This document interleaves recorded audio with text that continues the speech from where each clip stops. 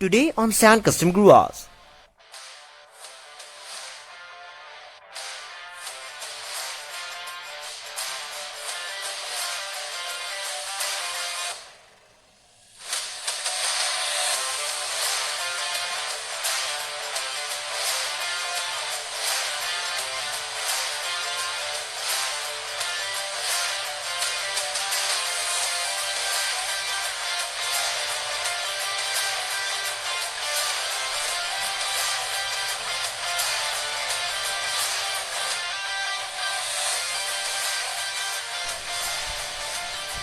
Hello guys, welcome back to Sand Custom Growers once again.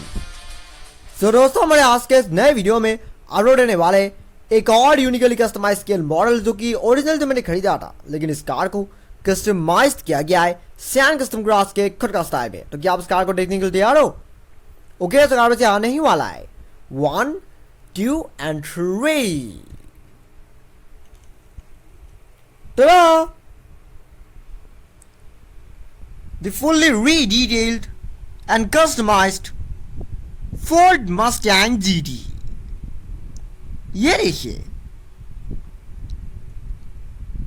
New racing stripes, black detailing, even everything बिल्कुल San custom grass के खुद का style में। सो उससे पहले कि मैं आप लोग इस कार के बारे में और इन्फॉर्मेशन बताऊं, चलिए कार का एक छोटा सा रिव्यू ले लेते हैं। हाँ,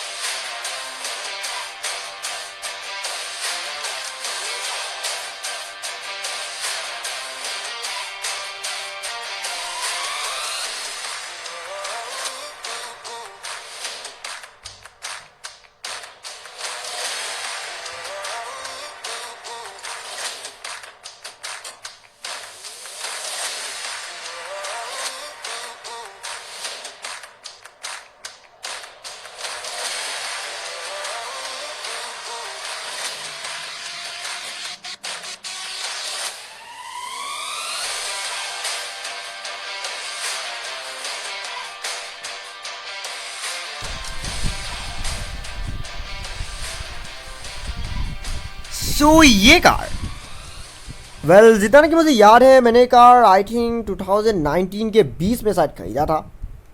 2019 के 20 में या फिर शुरू में, मुझे याद नहीं मैंने कब खरीदा था, लेकिन 2019 में खरीदा था, ये तो मुझे बिल्कुल अच्छी तरह से याद है।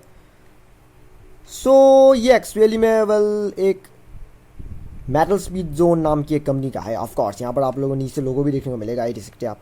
मेटल स्पीड जोन नाम की कंपनी का मॉडल है और इसका साइज़ है अबाउट 143 स्केल और प्राइस आई थिंक 400 के आसपास था शायद, मैं थोड़ी बहुत भूल गया हूँ। लेकिन हाँ, बॉक्स में प्राइस लिखा हुआ है, लेकिन फिलहाल बॉक्स दूसरे कमरे में रखा हुआ है, इसलिए मैं फिलहाल आप लोगों को नहीं दिखा सकता। लेकिन हाँ, 400 के आसपास में ही शायद था। मेटल स्पीड जोन नाम की कंपनी का मॉडल है और 143 स्केल के हिसाब से ये काफ़ी अच्छी क्वालिटी की मॉडल है। सो जब मैंने कार खरीदा था तब भी ये कार काफ़ी कूल था, लेकिन कार में कुछ इस तरह का चीज़ें नहीं रहा जो कि एक्चुअल में एक मस्टैंग में होना चाहिए, और इसलिए मैंने वो सारी डिटेलिंग कार में करी है। वैसे भी इस कार को कस्टमाइजेशन से भी ज़्यादा डिटेलिंग कहा जा सकता है, क्योंकि इस कार में इतना कुछ खास कस्टमाइजेशन नहीं किया गया है, बस थोड़ी बहुत डिटेलिंग किया गया है ताकि कार दिखने में पहले से ज़्यादा बेटर दिखे और ज़्यादा रियलिस्टिक दिखे, और रिजल्ट आप लोगों के सामने है।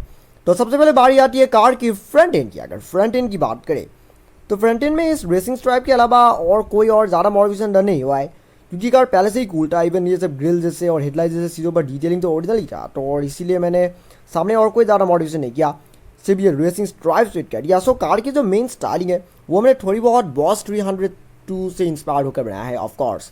सो बॉस 302 जो कि एक्चुअली में मस्टैंग का एक हाई परफॉर्मेंस मॉडल था, जो कि काफ़ी लोग जानते ही होंगे, ये 70 से काफ़ी पॉपुलर है। और मैंने बॉस 302 की कंप्लीट स्टाइलिंग को तो रिक्रिएट नहीं किया है, बस थोड़ी सी इंस्पिरेशन लेकर बनाया है ताकि कार दिखने में ज़्यादा बेटर दिखे और ज़्यादा यूनिक दिखे। अगर साइड प्रोफाइल की बात करें तो साइड प्रोफाइल में जैसे कि हमने कहा कि बॉस 302 से इंस्पायर होकर मैंने कार की ग्राफिक्स बनाया है, और बिल्कुल ओरिजिनल बॉस 302 की स्ट्राइक आप लोगों को यहाँ साइड में रेसिंग स्ट्राइप्स भी नजर आएगा, यानी कि मैं इस स्ट्राइप की बात कर रहा हूँ। जनरली वेल जो मस्टैंग जीटी मॉडल्स होती है उनमें स्ट्राइप सिर्फ यहाँ तक ही होती है, ये यहाँ पर नहीं होती है, लेकिन बॉस 302 कुछ मॉडल्स पे यहाँ पर भी होती है और वही चीज़ को ध्यान में रखते हुए मैंने स्ट्राइप को यहाँ पर भी फिट किया है। वैसे मैंने सामने भी फिट किया था लेकिन वो बाद में निकल गया, लेकिन सच कहूँ तो सामने आप स्ट्राइप ना होने की वजह से कार दिखने में ज़्यादा बेटर दिख रही है। और अगर इस साइड मिरर चीज़ों की बात करें तो यहाँ पर भी पेंट कर दिया गया है। मैं बाद में ये जो विंडो की जो ये बॉर्डर है मैं इसे भी बाद में पेंट करने की सोच रहा हूँ। यहाँ पर ये वाला हिस्सा कुछ ज़्यादा स्मूथ नहीं दिख रहा है, मैं बाद में इस हिस्से को भी बाद में पेंट करने की सोच रहा हूँ, लेकिन अभी नहीं, वो आने वाले फ्यूचर में होगा। और यहाँ पर डोर हैंडल्स में भी पेंट हुआ था लेकिन ये डोर हैंडल्स वाली पेंट थोड़ी बहुत निकल गया है, क्योंकि ये सब पेंटिंग वाला काम भी आई थिंक 2019 में ही हुआ था, तो लगभग 2 साल पहले ये सब हो गया था। सो इसीलिए कुछ हिस्से ऑलमोस्ट ख़राब ही हो गया। यहाँ स्ट्राइप्स के कॉर्नर में भी कुछ हिस्सा निकल गया है, लेकिन कोई ज़्यादा बड़ी प्रॉब्लम है नहीं, क्योंकि बाद में मैं इन सब चीज़ों को भी रिस्टोर करने की सोच रहा हूँ। और अगर बात करें कार की रियर एंड की, तो रियर एंड में आप लोगों से इस स्पॉयलर के अलावा और कुछ भी देखने को नहीं मिलेगा। ये स्पॉयलर जो भी स्टिकर्स की मदद से ही बनाया गया है, सिर्फ स्पॉयलर ही नहीं बल्कि यहाँ पर इस जो ये वाला हिस्सा है फ्यूल टैंक वाला, इसे भी ब्लैक कलर में पेंट कर दिया गया है। और इस स्पॉयलर वाले हिस्से को जो कि वानर ड्राइविंग की मदद से तैयार किया गया है। वैसे भी कोई स्पॉयलर नहीं है, बस एक ग्राफिक्स है, लेकिन दूर से देखने पर ये बिल्कुल एक्चुअल स्पॉयलर की तरह दिखती है, जो कि इसकी वजह से आप कार की जो स्टाइलिंग है वो ओवरऑल काफ़ी बेटर दिख रही है और पहले से ज़्यादा यूनिक दिख रही है। वैसे तो इस कार को बहुत ही सिंपल स्टाइल में कस्टमाइज़ किया गया है। मैं आमतौर में कार्स को जिस तरह से कस्टमाइज़ करता हूँ वैसी चीज़ें इस कार में तो डन नहीं हुआ है, क्योंकि सच कहूँ तो मस्टैंग में एक खुद ही एक यूनिक चीज़ है और मुझे नहीं लगता कि उस चीज़ के साथ हमें कोई छेड़खानी करना चाहिए। मैं आमतौर पर ये सब पिलर जैसे चीज़ों को भी ब्लैक कर देता हूँ, पर मैंने इस कार में वैसा कुछ भी नहीं किया है, क्योंकि मैं ओरिजिनल कार की जो स्टाइलिंग है उसे पूरी तरह से मेंटेन रखना चाहता था। मैं बस इस तरह से चाहता था कि ये कार देखने में ओरिजिनल मस्टैंग की तरह ही दिखे, लेकिन उसके साथ साथ ही कार थोड़ी बहुत रियलिस्टिक भी दिखे और उसमें सैन कस्टम ग्रास के खुद का स्टाइलिंग भी हो। और मेरे ख्याल से कार में इतनी मॉडिफिकेशन ही काफ़ी है। हाँ,